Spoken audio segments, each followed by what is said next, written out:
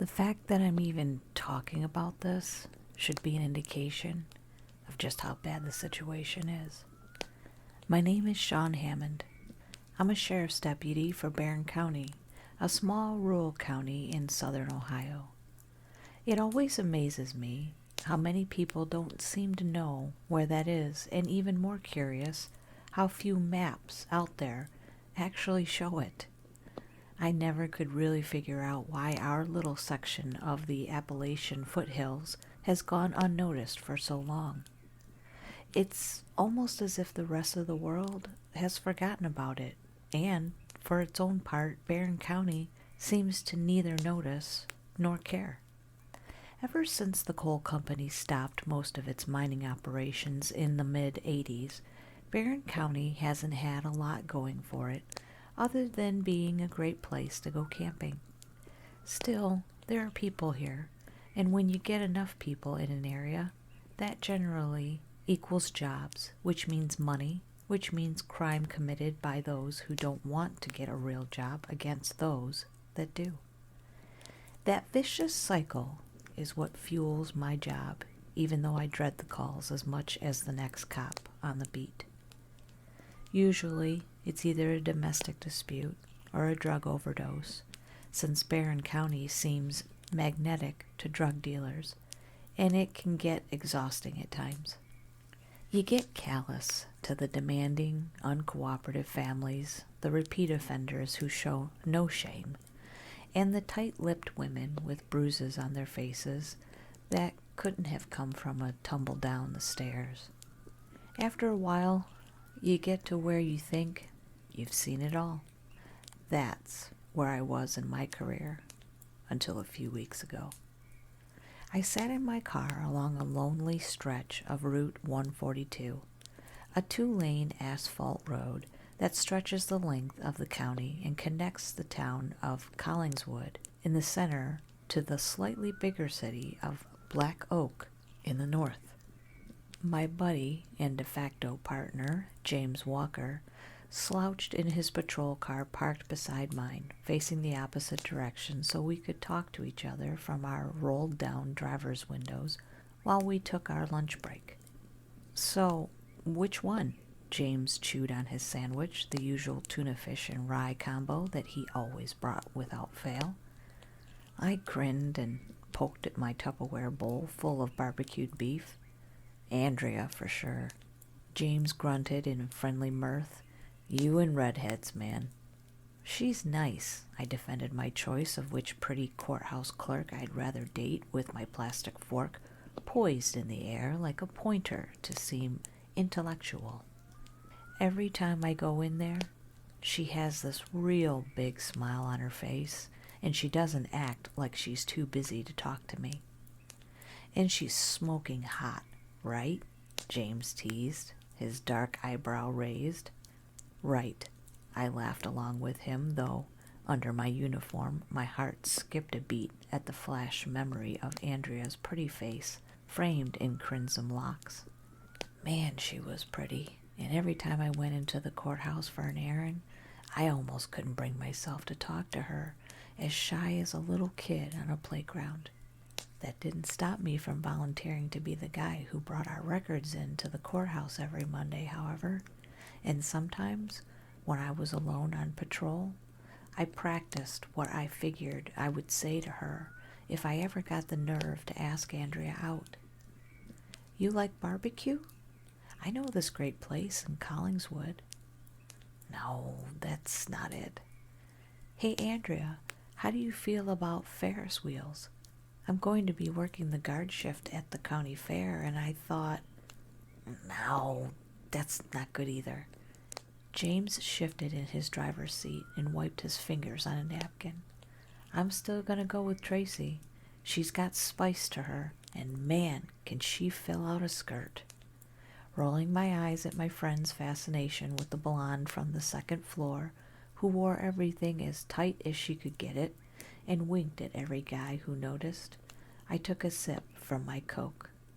You know, she's probably slept with like half the base to Unit 14. I jumped and my radio crackled to life with the sound of our dispatcher's voice. James's goofy grin faded and all thoughts of pretty women left my mind.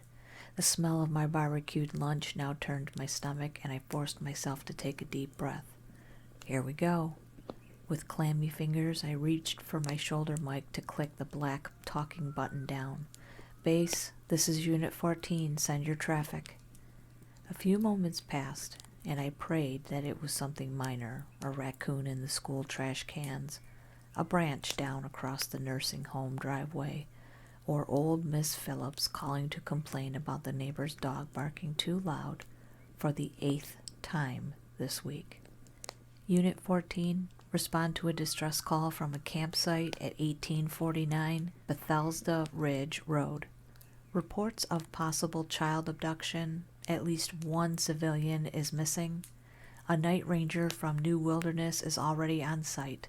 Link up with him and proceed with caution. Unit 14 copies all, moving to respond. Pushing the lid back onto my half-finished lunch, I tossed the container into my passenger seat and put my car into drive. Base, this is Unit 13. James clicked his mic and threw me a nod from his car.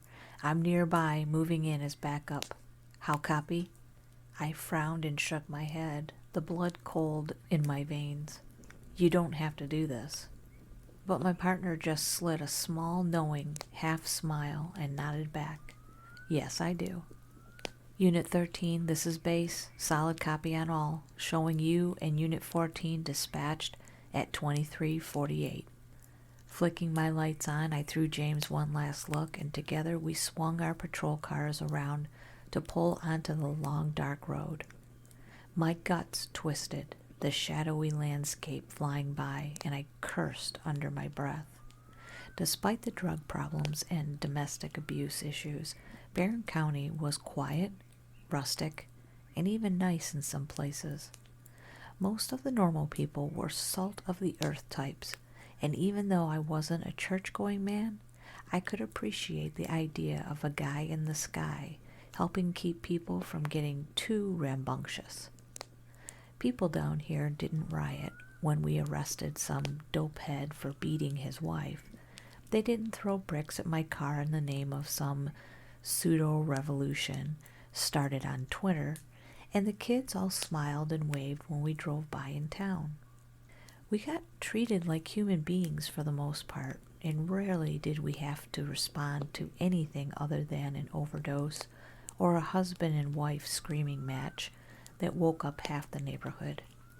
But New Wilderness was different. Round stones ground under the tires of my squad car, and I swerved around countless potholes, the blood pumping in my veins. Barron County's government had rolled out a modest but rather successful road repair program a few years back, and yet none of the crews ever seemed to make it down to the claustrophobic dirt roads surrounding the New Wilderness Wildlife Reserve. With 12,000 acres of mixed woods and grassland partially fenced in to house endangered species, it bordered a colossal 70,000 acres of forested recreational ground still owned by the coal industry, making it the most rural and picturesque place in all of Barron County. Still, the park seemed to garner very little sympathy or attention from local authorities, almost as if, they hoped it would slide off the map, which I found odd, since New Wilderness brought in a fair amount of business from big city tourists. Unfortunately, the only memory I have of the place was of long hours tramping through wet, creaking trees with the K-9 unit from our neighboring county. Focus. I shut my eyes just for a moment, trying to force the memories out of my head. Still, I could see her, the girl they'd brought in all those months ago, covered in cuts and bruises, wearing someone else's clothes, her sky-blue eyes wild as a cornered animal. I hadn't been ready for that night. None of us had. It's not going to be like last time. Drifting into one of the many campsites that dotted the vast expanse of recreational land, I spotted a big red pickup truck parked next to an expensive-looking white camper trailer. A black SUV squatted about 20 feet away, and I recognized the insignia of the New Wilderness Night Rangers immediately. After everything from last October, how could I not? He didn't do it. I swear. It was the road. It was the road. You have to believe me. The voice echoed in my mind, the girl's sobs still as clear as the night her father had brought her in to the station, soaking wet, with black smeary handprints all over her clothes. Stop, I muttered to myself, desperate to forget the horrid past. It's over. It's not the same thing. Instead, I waited until James pulled up next to me and clicked my shoulder mic. Base, this is Unit 14. I'm on site with 13, but the place looks deserted. I repeat, I don't see anyone on site. Making my first approach at 06. How copy?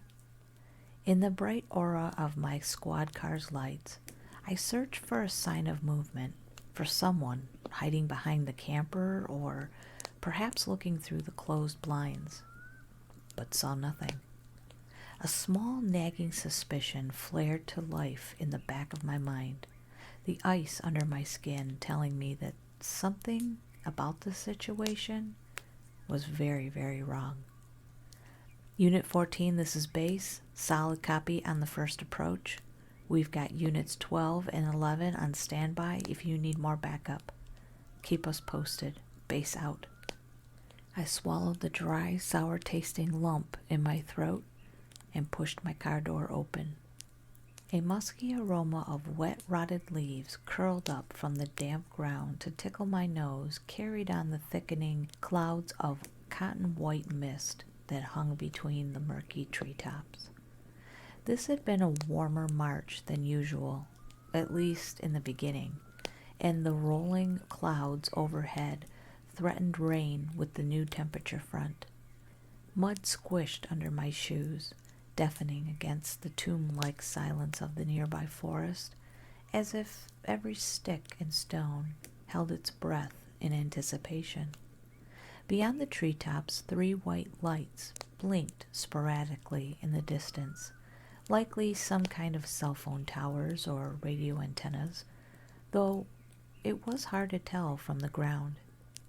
James appeared at my side in a flash, and we moved almost in sync, flashlights in hand, free arm rigid at our sides, ready to snatch at our tasers, batons, or, God forbid, our service weapons if necessary. With all the strange things I had heard about this place, I wasn't sure if I wouldn't skip right to the Glock if things went as bad as my childish imagination suggested they might. Thought the ranger was supposed to meet us here, James muttered, his hand on his gun, eyes scanning the crowded trees beyond the tiny campsite. I cleared my throat to keep my voice from squeaking like a mouse. He was. Let's check the vehicles, then clear the camper. If they're not here, we'll call it in and wait for more backup. Moving closely as a team, James and I made our way to the red pickup truck and black SUV. Both were empty, and we couldn't find any signs of foul play. It was as if the campers, along with the New Wilderness Ranger, had just up and vanished. At the foot of the metal steps that led up into the camper, I paused and drew my pistol.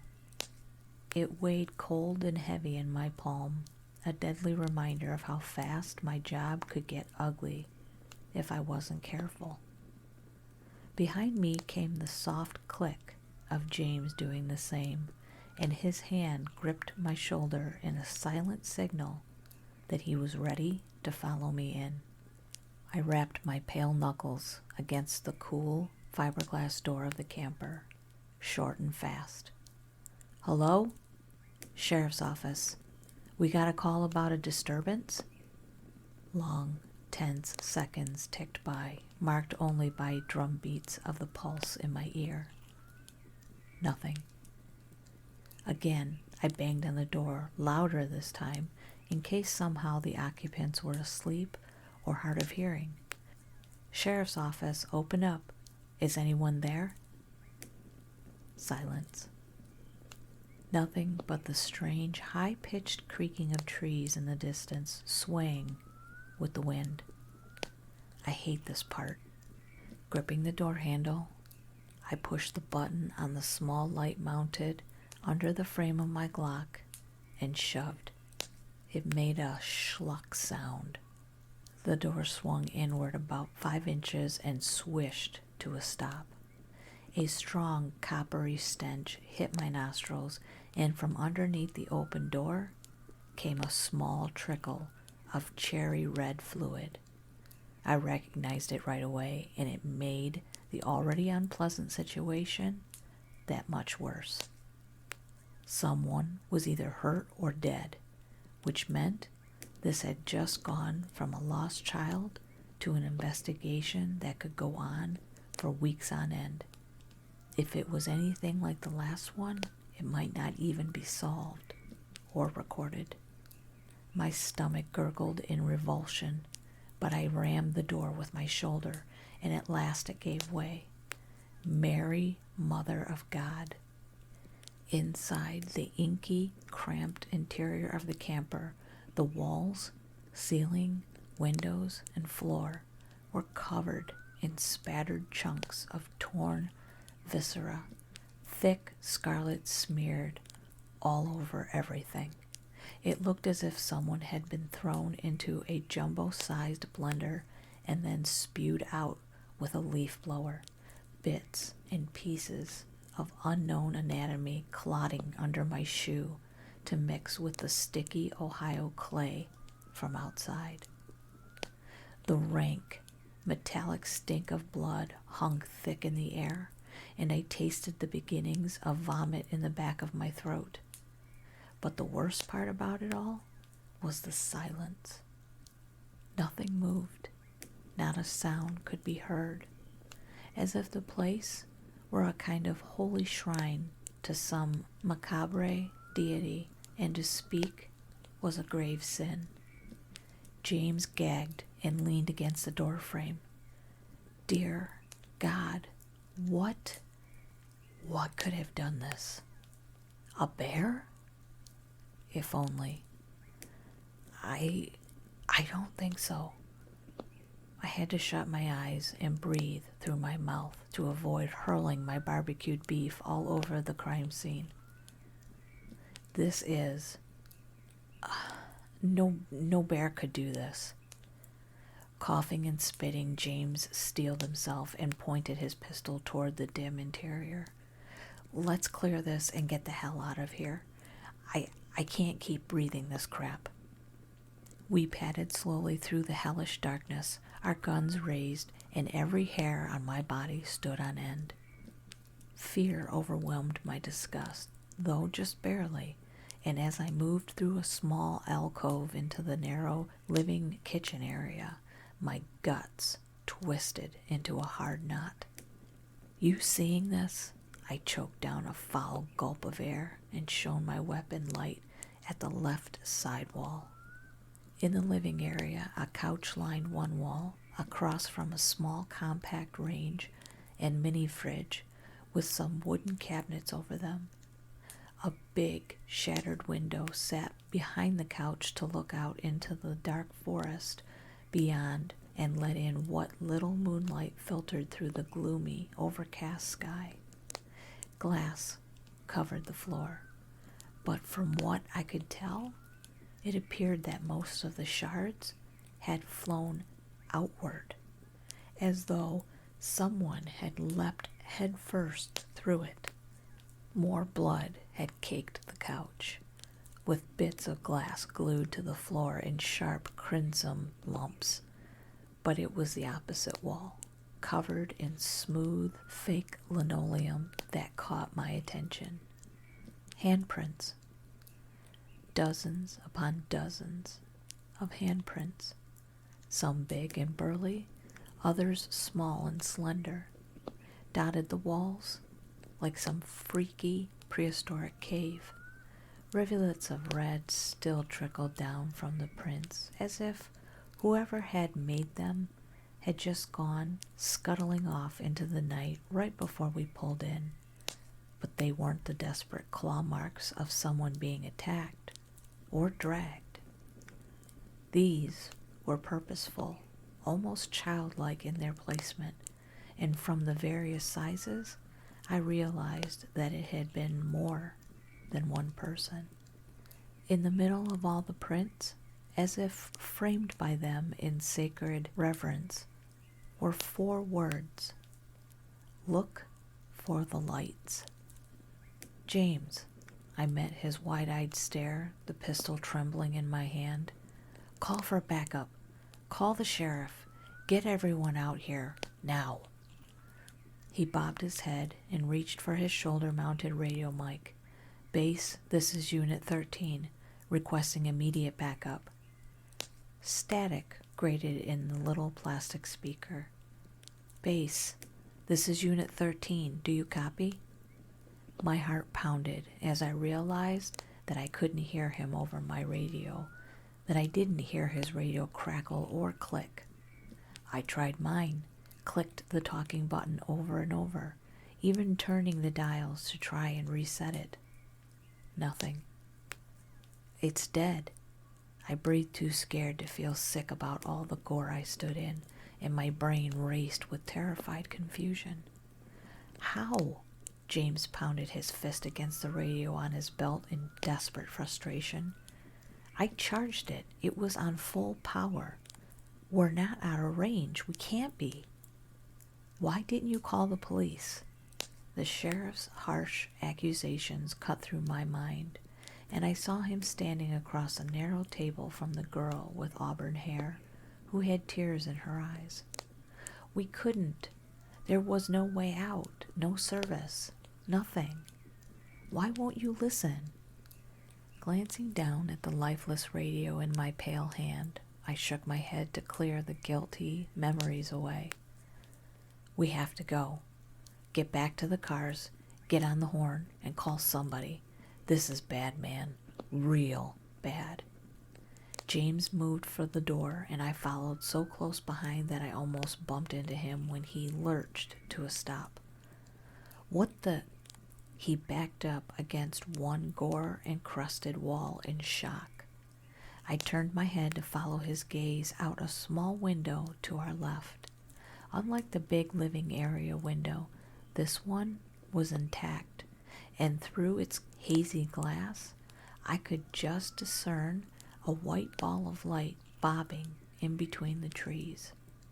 It looked just like the cell phone antenna lights I had seen dotting the horizon, but this one moved up and down, swaying side to side through the trees, reminding me of the reflections of cow eyes when a flashlight is shone on them in the dark.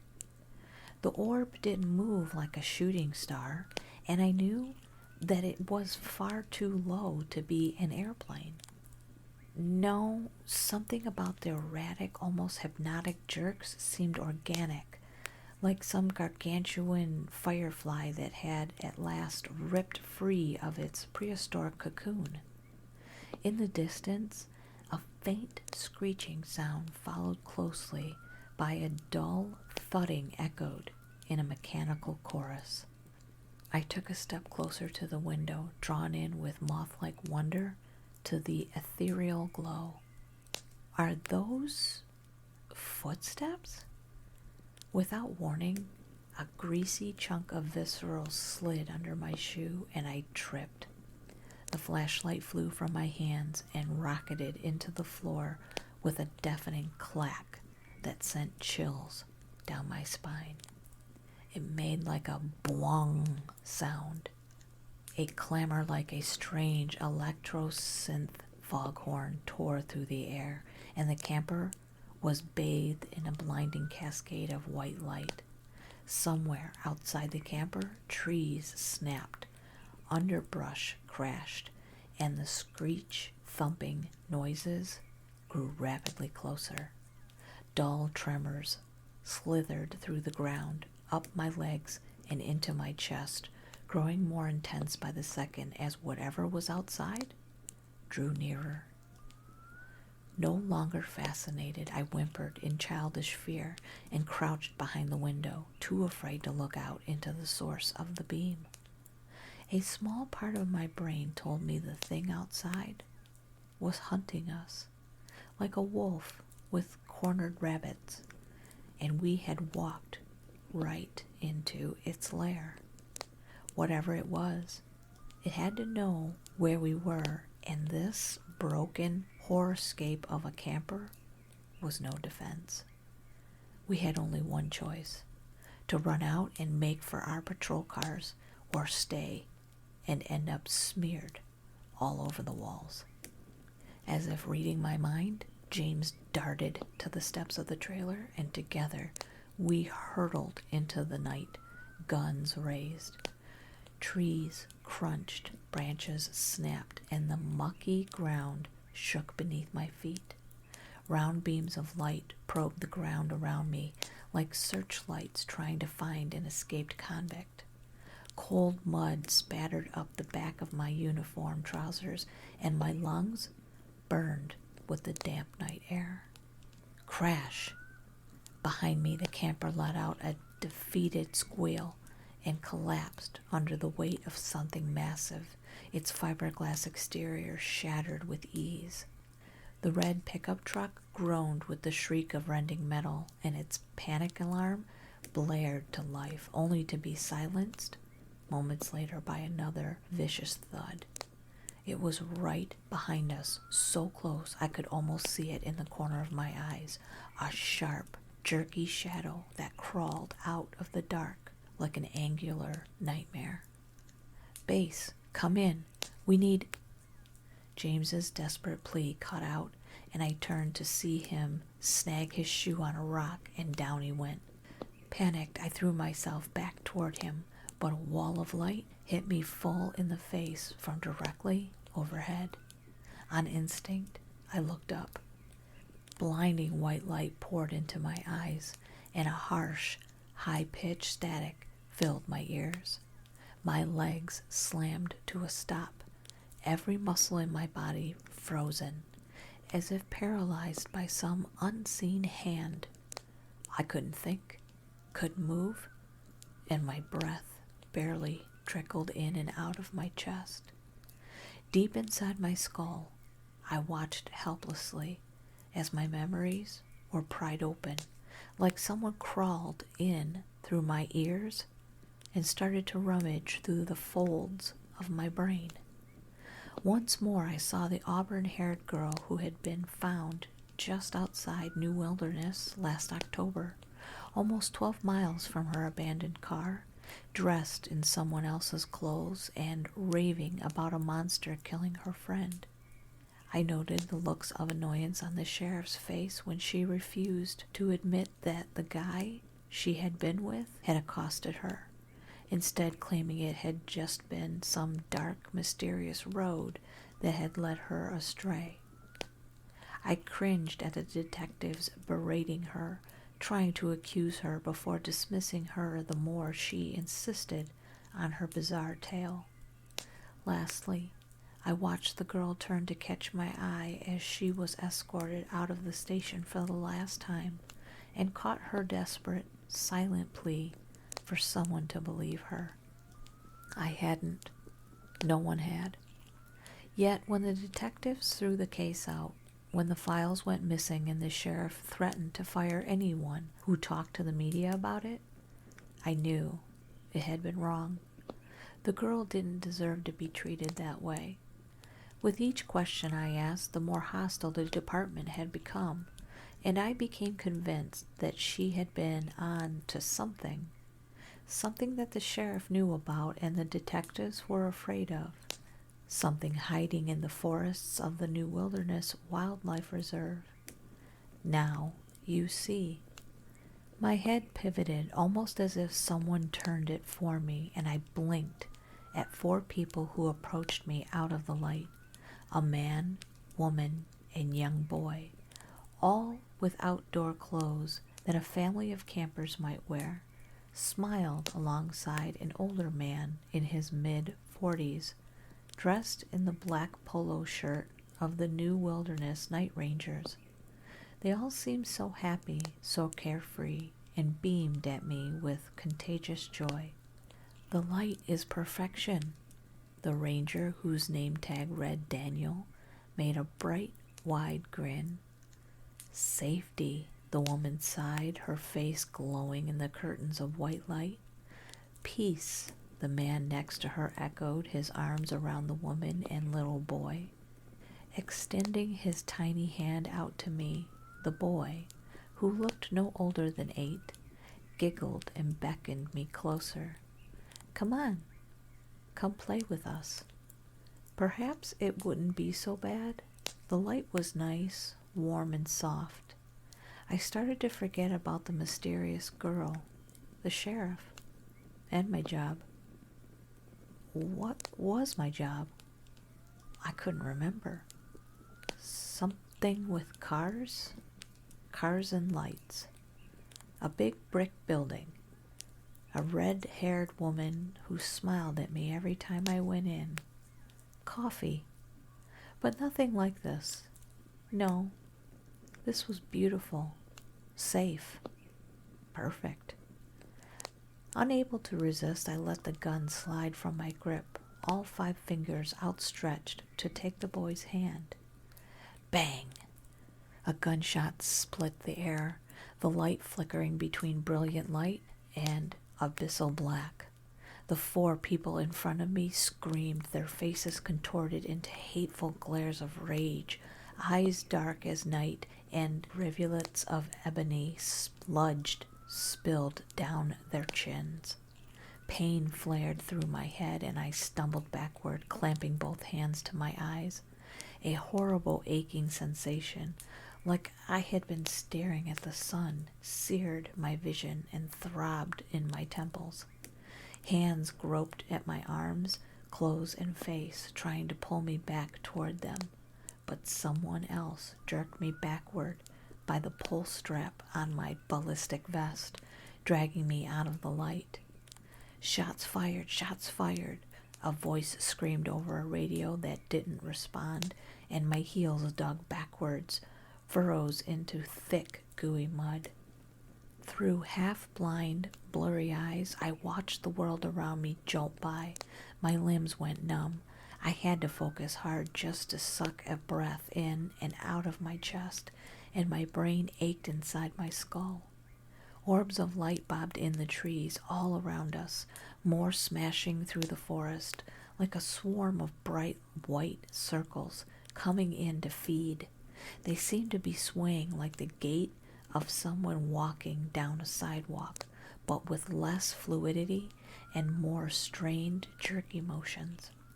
Shaking hands leaned me back against the mud-spattered fender of a patrol car, and I blinked to clear my vision. At last I saw it. The thing stood as tall as the nearby pines, with 8 thin appendages arced in jagged angles like spider legs. In the glow of the patrol car headlights, I stared in shock at cold rolled steel, not flesh, with snaking veins of braided steel cables that wound their way up the insectoid legs. These connected to a twisted cluster of fused I-beams that almost resembled a nightmarish spinal cord.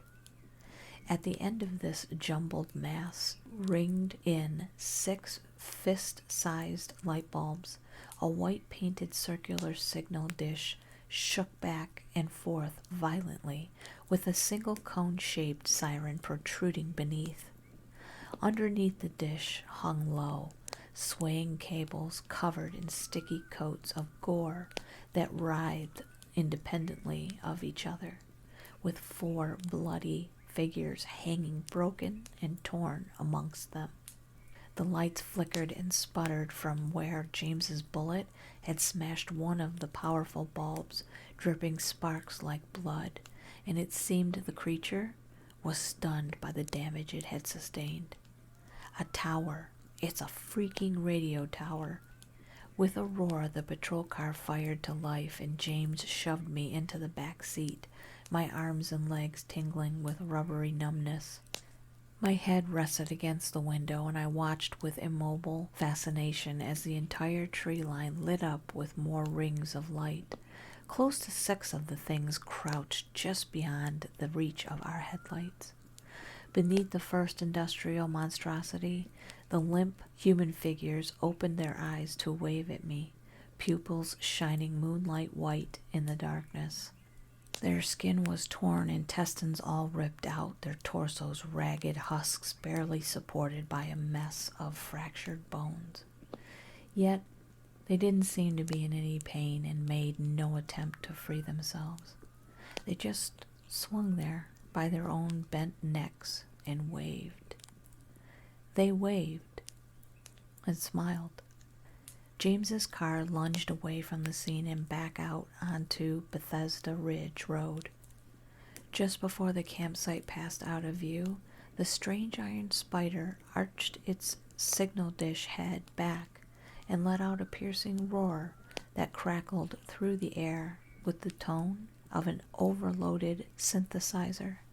It made like a bawong sound. Static hissed through my ears, hateful voices screamed in my head, and I slid down the back seat of James's car into blackness. I woke up in the hospital at Black Oak, covered in soft white sheets, and diagnosed with a severe concussion. How something so simple could explain any of what I had seen? No one cared to elaborate, but I didn't argue. Thankful to be alive, and with a handmade get-well card from Andrea waiting on my nightstand, I didn't want to think about the thing in the woods. I just ate some Jell-O, read Andrea's card 15 times, and got in some nice, medicated, dreamless sleep. By the time James stopped by several hours later, he told me the entire department had turned out to search the campsite high and low, but found nothing. No destroyed camper, no smashed red pickup truck, not even the black SUV from New Wilderness. My patrol car was found parked in an empty turnoff just across the road from the New Wilderness Wildlife Reserve, with my Glock lying on the grass, not 50 yards away. It was as if I had dreamed the whole thing, with my only assurance that it had been real being my wild-eyed partner sitting in his narrow chair beside my hospital bed. After the hospital released me, I went straight to the station with James to report to the sheriff. Having searched the campsite with the rest of the officers, he didn't believe our story, but when the head of the New Wilderness Security reported one of his rangers missing, along with a vehicle, James and I seemed vindicated at last. That only made things worse, though. We were both ordered to sign non-disclosure agreements on pain of being fired and prosecuted should we refuse. Anyone who talked about the event outside the department was immediately suspended without pay, which ended up being several people. Both our body cameras and dash cams were confiscated, and neither James nor I ever saw the footage. Everyone who wasn't on the force accepted the sheriff's official narrative that I had been hit by a stray bolt of lightning, which had given me a concussion. And just like that, we were silenced. Like the auburn-haired girl. Despite my own predicament, I couldn't sleep very well after that. I kept seeing the girl's tear-streaked face in my dreams, her eyes locked on mine as she was walked out of the station on the last day of her case. Unable to deal with it any longer, I took to the internet to search for any evidence as to what happened to her. Apparently, the auburn-haired girl quit her job at the New Wilderness Night Rangers a few weeks ago, but as to when and where she went afterward, no one can tell me. It took hours of searching, but I finally found a series of 3 entries on this site talking about a place called Towerpin Road. The first time I read it, I came close to breaking down in tears, and shame racked me from head to toe, along with a crippling fear. She was right. The auburn-haired girl was telling the truth all along, which meant that what I saw was real. Real and still out there. I don't know if she succeeded in stopping the creatures she encountered, but whatever happened, it seemed that now the floodgates have been opened. We get calls out to the new wilderness area almost every other night, most of them from the night rangers, begging for armed backup. Strange events now occur both on and off the park, in good weather and bad, as if these things no longer have anything holding them back. 2 of our officers have been severely wounded in mysterious attacks, and the sheriff refuses to let us alert the state or federal government about them. James is thinking about quitting, and I'm admittedly on the fence about it. This is spiraling out of control, and yet I don't even know what on earth we're dealing with. I don't think anyone does.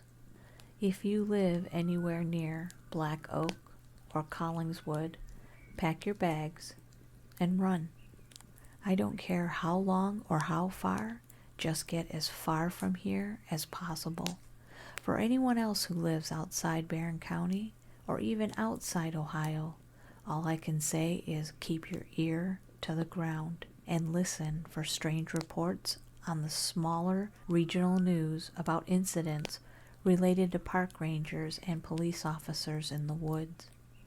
Most likely anything will be taken down, discredited, or censored to keep the public from panicking, as I suspect the sheriff is trying to do.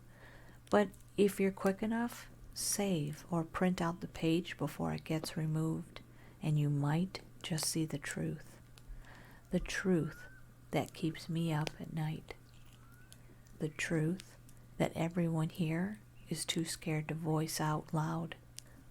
There's something out there in the forests around the new Wilderness Wildlife Reserve, and whatever it is, it's spreading.